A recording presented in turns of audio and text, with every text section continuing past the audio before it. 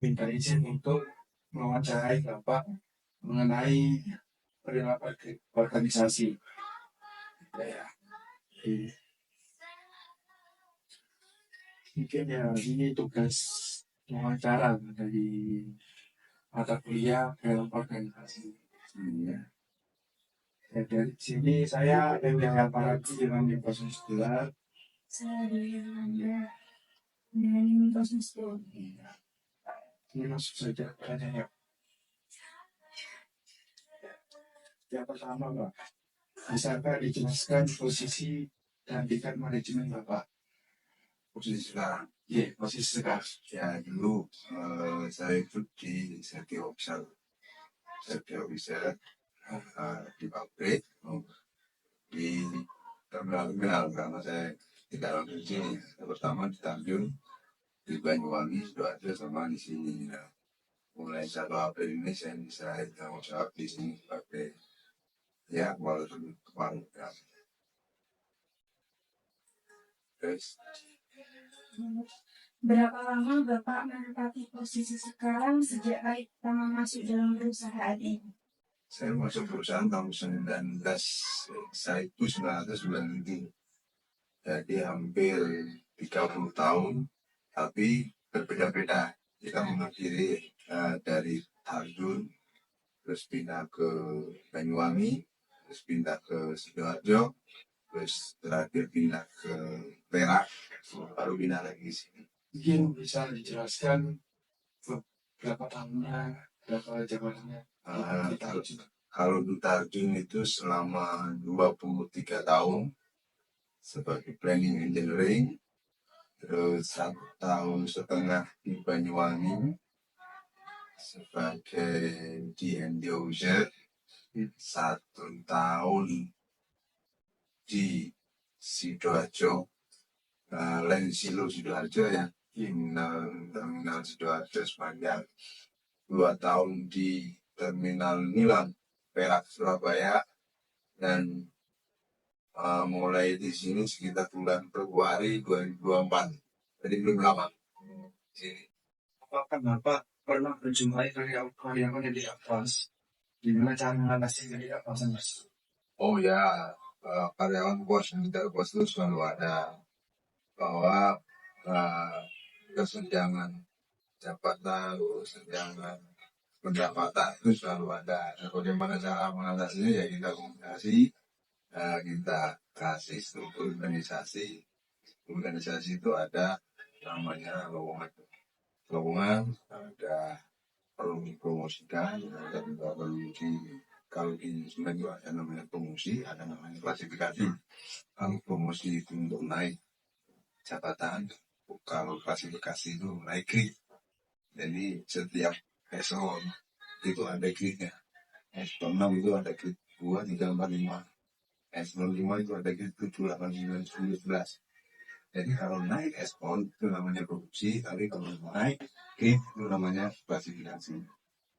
Ya, dalam hal ketidakpuasan itu wajar, karena setiap karyawan itu pasti punya pandangan sendiri tentang ketidakpuasan. Dan semua jabatannya, semua supervisor nggak bisa, pasti ada bawahan supervisor itu ada atasannya. Karena itu harus dikomunikasikan sama karyawan supaya tidak jadi distrust antara bawahan dan atasan. Bagaimana caranya? Bisa juga pendekatan pribadi, bisa juga pendekatan yang formal, meeting, kalian briefing. Seperti itu dijelaskan bahwa tidak semua karyawan itu levelnya sama. Pertanyaan selanjutnya, apakah ada teknik komunikasi tertentu yang Bapak praktekkan di perusahaan? Oh ya, karena setiap karyawan berbeda usia, berbeda level kekaannya, itu pasti berbeda juga level penerimaan instruksi. Nah, instruksi itu supaya sama di lapangan, ada triknya.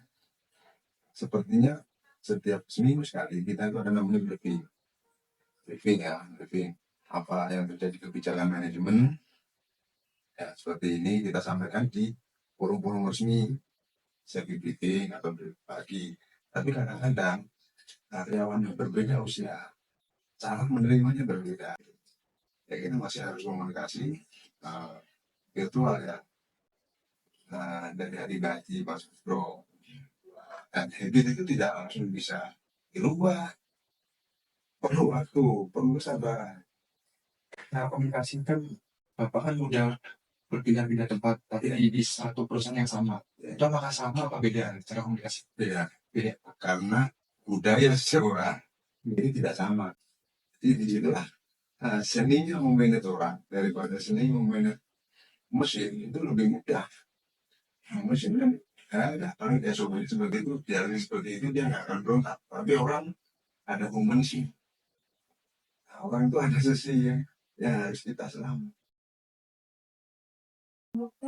Apakah Bapak mempraktekkan model kepemimpinan tertentu yang mencapai tujuan perusahaan? Oh ya betul. Saya pemimpinan itu banyak. Tipe pemimpin itu banyak.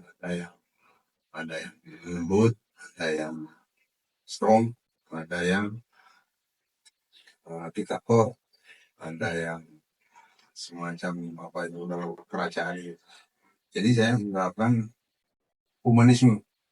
Saya take and give. Apa sih maunya, karena saya ditempatkan di mana-mana, artinya saya adalah orang baru di tempat itu. Nah, saya sebagai orang baru, artinya tidak mungkin saya harus saya yang diterapkan. Karena kultur dari karyawan beda-beda, kulturnya orang Madura beda, orang Bugis beda, orang Osing beda, di sepanjang juga gitu, kultur orang Sunda beda. Nah, ini saya memimpin itu dengan cara saya mendengarkan. Jadi saya sistemnya humanis. Saya mendengarkan apa keluhannya dan saya masuk dari situ. Jadi saya tidak merubah budayanya dia, tapi saya memasuki dengan cara pelan-pelan. Tidak seperti kembalikan tangan ke proses. Karena itu habit yang biasanya enak menjadi tidak enak. Nah, kalau terjadi apa antipati atau percaya ya ada namanya konseling. Kita konseling karyawan yang bandel-bandel itu apa ngomongnya. Apakah sudah nggak kerasan di tempat kerja? Apakah ada konflik dengan teman kerja? Apakah ada konflik dengan atasannya? Nah, itu di konseling. Pertanyaan selanjutnya, apakah Bapak mempraktekkan teori motivasi khusus tertentu di perusahaan ini? Bisa diceritakan? Apa aja investment collect. Iya. Nah, pastinya ada komunikasi dari manajemen karyawan, karena investment adalah perusahaan terbuka, sudah ada di list perusahaan efek Indonesia. Artinya jika perusahaan ini collect, artinya ada komunikasi dari manajemen karyawan.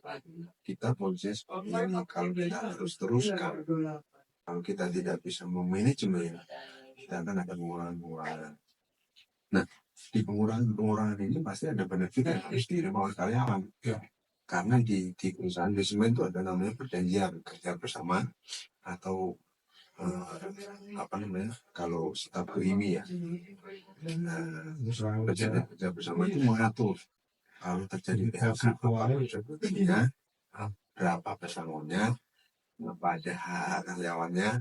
Nah, ini karena perusahaan yang kolek, perusahaan mau nggak menambah benefit itu sama manajemen di screening, di psikotes ulang. Psikotes ulang ya kayak mau masuk itu 200 karyawan, 200 pertanyaan yang bulat. Kalau tidak sanggup, dia disodori. Terus, atau karena Anda dari segi mentalitas sudah sanggup lagi tes psiko. Ditawari seperti itu, ada opsi karyawannya mau mundur, atau ditawari pensiun sini. Nah, kalau mundur itu konsekuensi apa? Kalau mundurkan diri itu konsekuensi apa? Itu dibicarakan